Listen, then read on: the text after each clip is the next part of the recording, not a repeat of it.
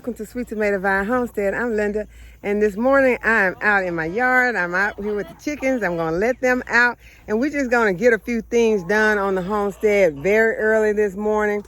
Let you all see some of the things that are going on, and so yeah, let's get started.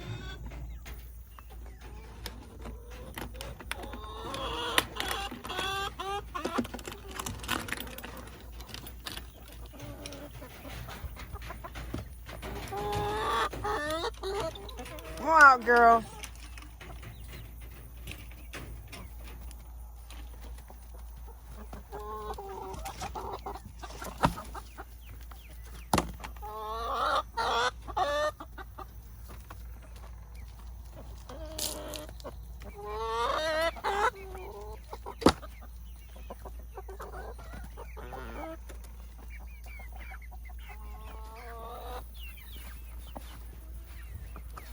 No one's going out but me. No one's going out but me. Go back. Go back.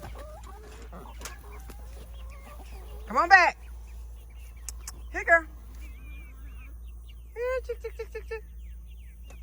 Did you find a moth? Yeah, you can eat that white moth. Eat that. White cabbage moth. And come on, go on back in. Good girl.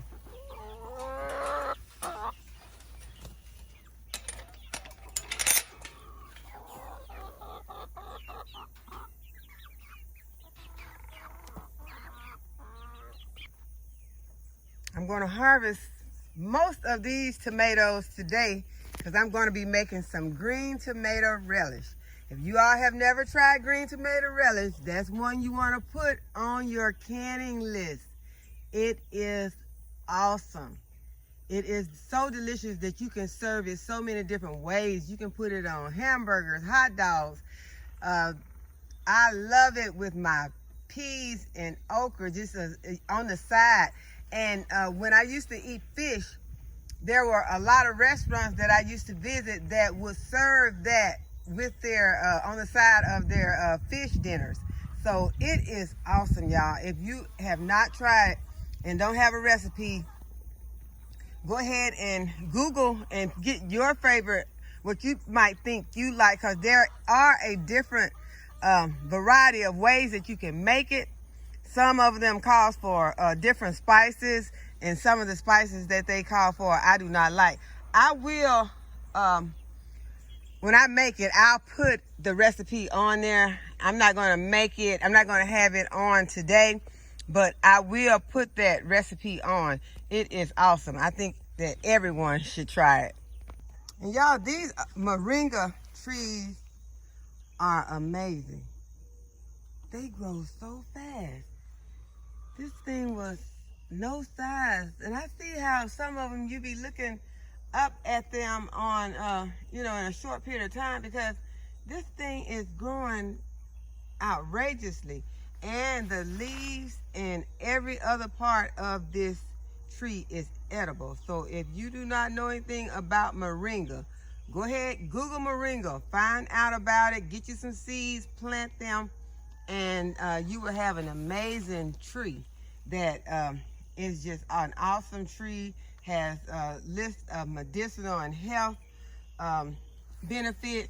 So go ahead and look into getting you some moringa. Yeah, I know this looks like a jungle, but it is not. This is my raised bed that I have onions and peppers and all types of goodies in it. I have some Black Beauty tomatoes over there.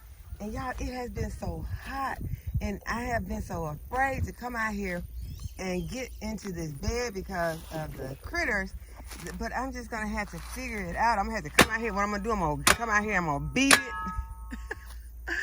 I'm gonna hit it with the shovel and try and scare whatever is in there out. Hopefully there's nothing in there. But look, the weeds all around here. It look like a jungle.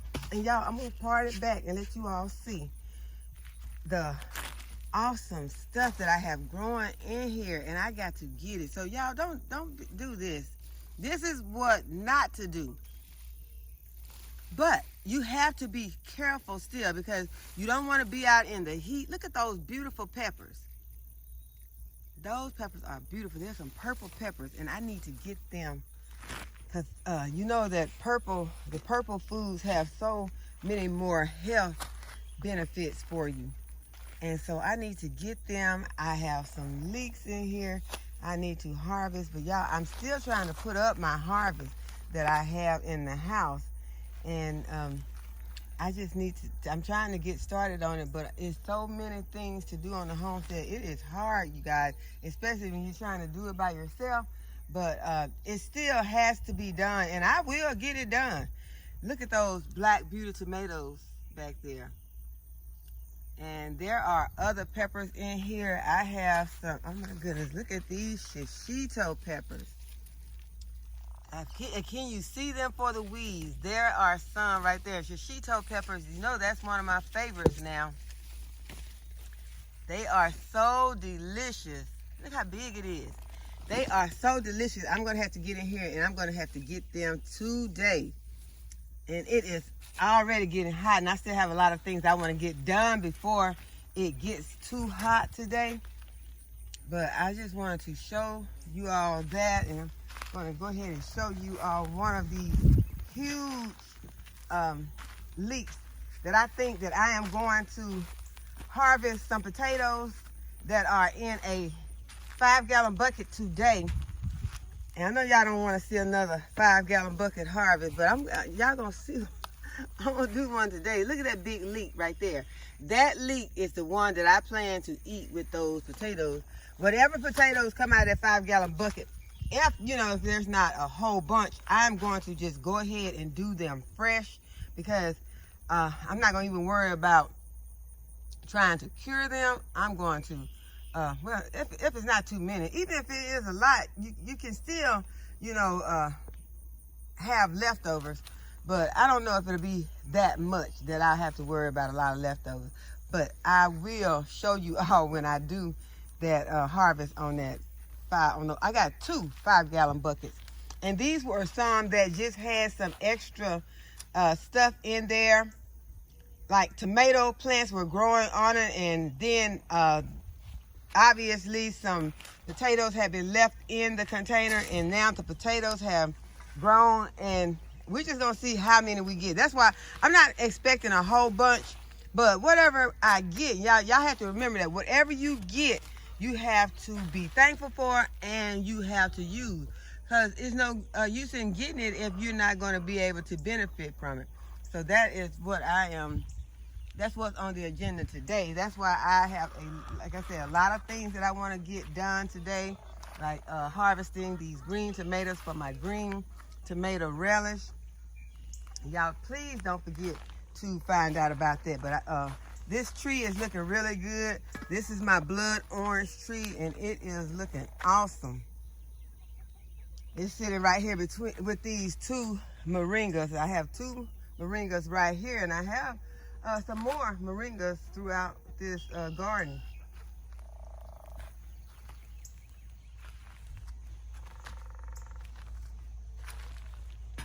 I still have some empty containers that I need to empty, y'all, because I found out during this last storm that it is not good to have, it's so many. I got a lot of these 5-gallon buckets, but y'all, when I came out here, that is what was mostly turned over, were these 5-gallon buckets. So y'all, I know sometimes we can't do anything but the 5-gallon buckets depending on where we are, but if you can graduate to raised beds or to some larger containers, something larger than those 5-gallon buckets, I urge you to do so, because those 5-gallon buckets have had me working. I have been working so hard out here trying to pick up, and I was constantly picking up those same containers. And I had already filled some, as I told you all before, I had filled some with more soil. So it wasn't because they were not heavy enough, but one thing that adds to the problem is that my garden is somewhat on it. Well, it's also part of it is on a slope, and so in those areas, all of it, the buckets that fell, all of them were not on a slope. So that was part of the problem, but it was not all of the problem. And the strawberries are looking good. And I want to show you all the citronella that I planted. They have been struggling. Like I told you, for a while, they act like they weren't going to even do anything. But now, y'all, we got citronella. So I am happy about that. And I am going to fertilize it. And I am going to take it out of that container and graduate it up to some larger containers, hopefully. That's one of those things that's on the back of the burner to do. It's not one of my main things. And I have some eggplant down here that I need to harvest. Y'all, these eggplant are awesome. They are so delicious. I like eggplant. I am not too fond of the Black Beauty one, that big one, but I am very fond of these little slender, and I can't even tell you the name of them right now. I have the tag somewhere. I do not see it, but those are awesome. And as you all know, the cabbage looper, cabbage worm, cabbage moth, whatever you want to call him, had got on my cabbage and laid some eggs, and there were little cabbage worms on my cabbages, but I removed some leaves and gave them to the chickens. I took some BT, sprayed on my cabbage, and so they are looking much better, and there are no worms visible. So I'm happy about that. And as you all know, the greenhouse is gone.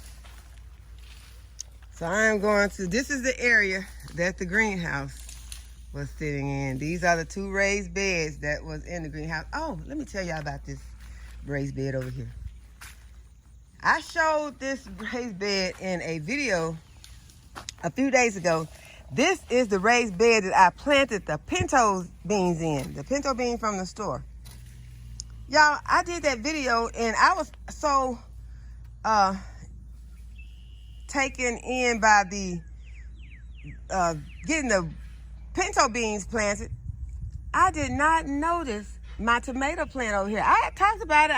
I told y'all that this was a tomato plant and this is what was in here, and I had some peppers.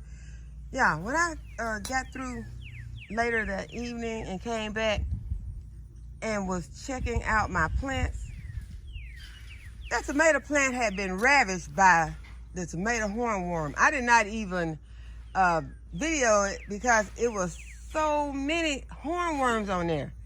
They were fatter than any hornworm I've ever seen. They had just devastated my plant.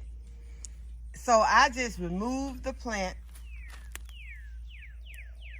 and I took it, and I see some kind of little worm in there right now, but it's not, I don't think it's a tomato hornworm on this. It's a little black. Let me show y'all this little worm that's over there.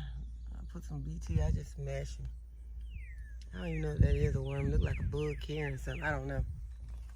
But y'all, you know the pests are out and they are ravaging our plants.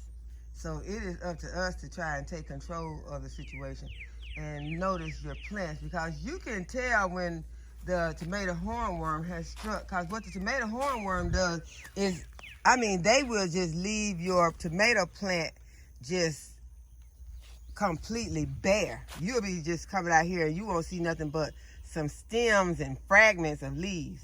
And so that's when you know that the tomato hornworm is on your plant. And so we took and cut the leaves off that had the hornworms in it and gave them to the chickens. And the chickens was looking at them for a minute like, wait a minute, these hornworms are huge. But they ate them.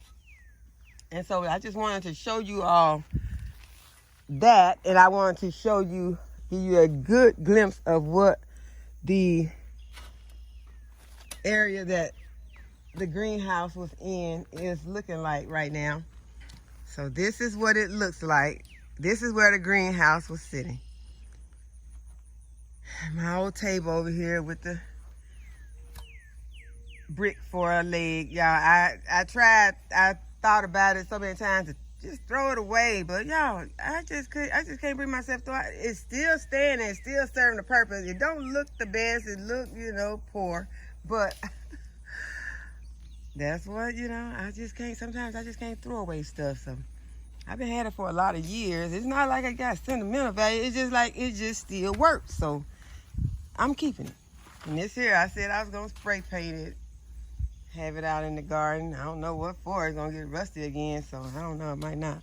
But this is where the greenhouse was, and here is what is left of the greenhouse now. I took the top off of it, took the cover off, and this is what is left of the greenhouse.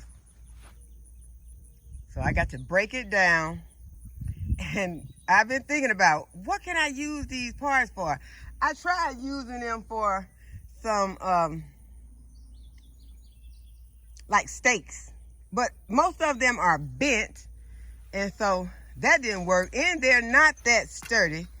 See, listen, they're not that sturdy. So stakes is not a good idea. There are some straight ones, but I don't know. I'll keep trying as I take it apart.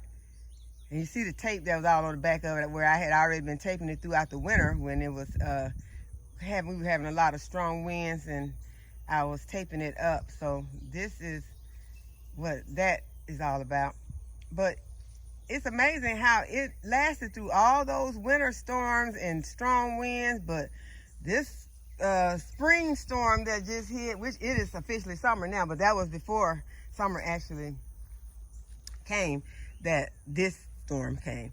So it was a spring storm, and that is amazing how it just wiped it out. I mean, it bent it and broke it and everything, but we're gonna move on from that. That was a tough blow, but we're moving on from that, and we are going to get this garden back together.